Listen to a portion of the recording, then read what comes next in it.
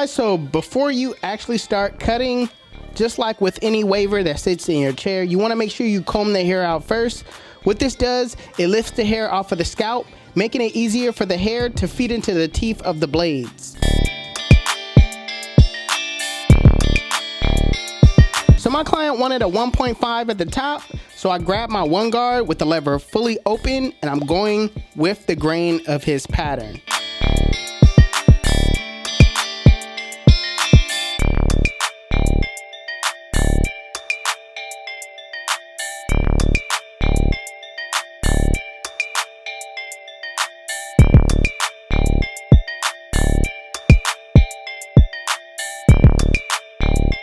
So when it comes to the crown area, you really have to pay attention to where that cowlick is.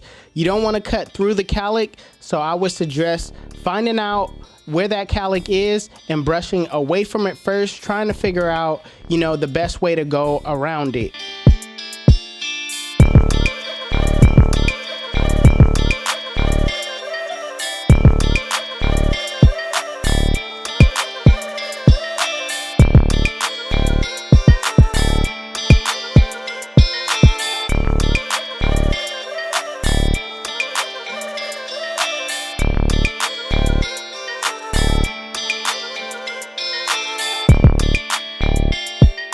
So moving on to the taper, I'm gonna set my bald line in. Mind you guys, I'm doing a high-low taper, all right? So there won't be any bends that I set in with my bald line.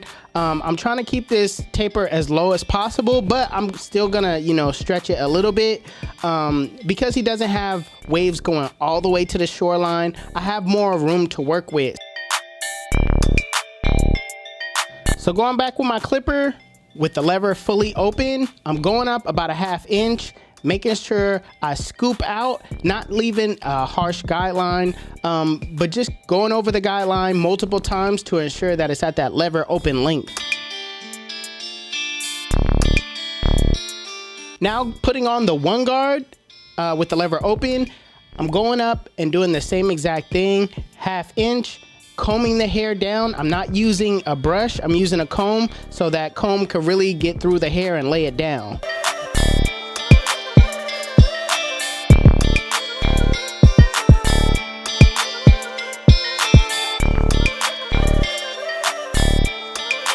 So normally I don't focus on the bulk at the top. So because there's not too much at the top to deal with, I'm just gonna put on my number 2 guard and clear out the bulk. There's no need to really set in guidelines.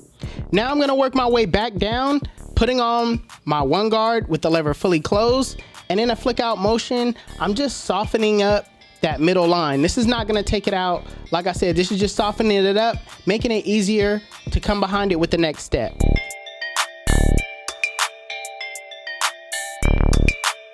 Now throwing on the 0 guard with the lever fully closed in a flick out motion, flick out that middle line. Now remember, I'm using my corners the entire time. I'm not using that full blade, even though it looks like I am.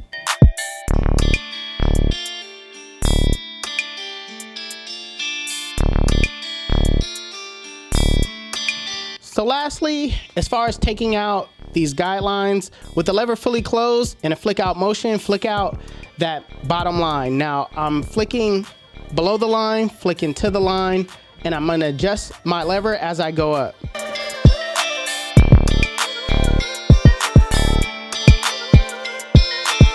So detailing is the last thing you wanna do as far as perfecting your blend. What I like to do is I like to refer to the mirror. The mirror shows me a different perspective on the blend than just seeing it head on.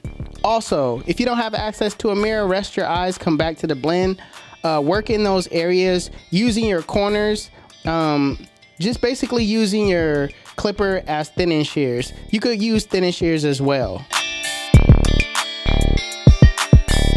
So when it comes to fading the beard, it's the same exact steps. All you're doing is working downward.